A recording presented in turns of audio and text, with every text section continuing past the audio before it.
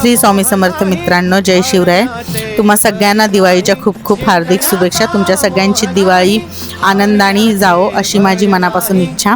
तुम्ही बघू शकता आम्ही किल्ला बनवायला घेतलाय। पूर्वी दिवाळी यायच्या आधी किल्ले बनवायला सुरुवात व्हायची। प्रत्येकाच्या दारात एक वेगळा किल्ला बघायला भेटायचे आणि मुलांमध्ये खूप उत्सुकता असायची किल्ला बनवण्यासाठी। आता हळूहळू हे सगळं कमी होत चाललंय। कोण एवढे किल्ले बनवत नाही, कोणी तर विकतच आणतं आणि हल्लीच्या मुलांना तर हे सगळं माहिती पण नसेल जास्त।